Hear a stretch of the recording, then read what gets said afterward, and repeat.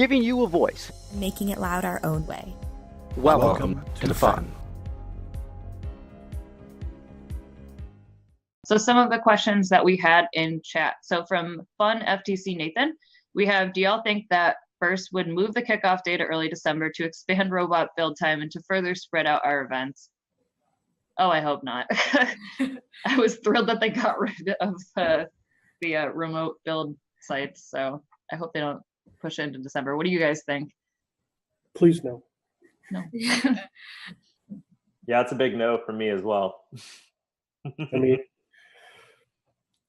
the December timeframe gives sort of like that sort of breath that you take before the sprint, and moving that forward just that doesn't make too much sense. I think where they're going is the next logical step. And I don't think that it would give first enough time to really prepare either.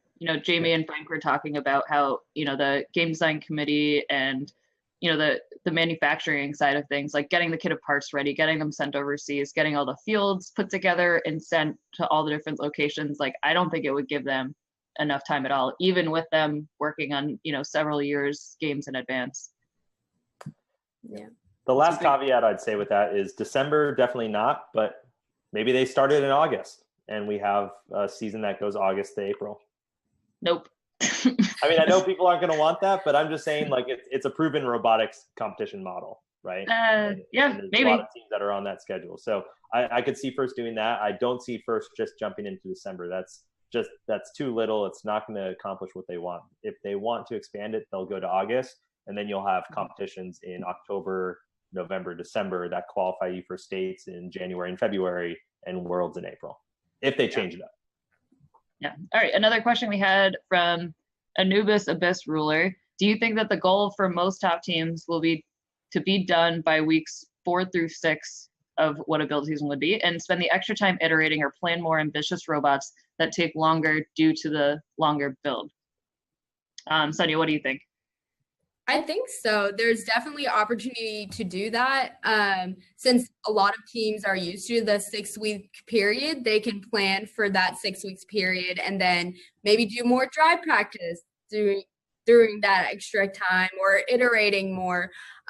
So I think it is beneficial and it can be utilized for those kind of things. Yeah, I would say that our approach will likely be to try and keep the time frame the same, right? Mm-hmm. As it is, we always push, the robot too far. Like, we're never as done on time. At least in the last 2 years, we're never done quite what we need to be anyways. So just expanding out, if this was like memory in a computer where everything fills the memory, no, it can't. We need to, at least 2468 will be looking at maintaining the schedule that we've done traditionally for the last couple of years, and just refining and improving and testing. And I think 1678's in the exact same boat.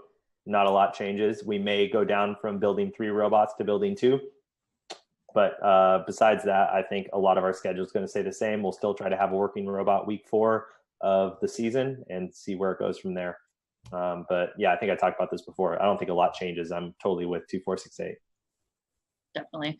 And from Crabbing B. So they said, as a member of an FTC team that keeps building and iterating through effectively the entire school year, how do you think teams will deal with now having enough time with the robot to tire out the members?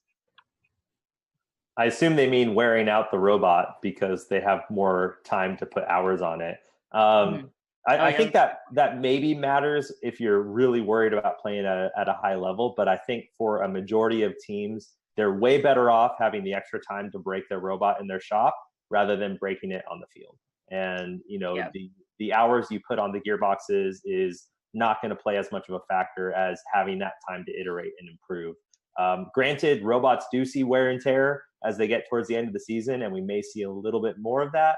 But the educational and competitive advantages that you have from just having the robot with you, being able to program your autos and get your driver practice, in my mind, way outweighs any slight additional wear and tear the robots are going to see.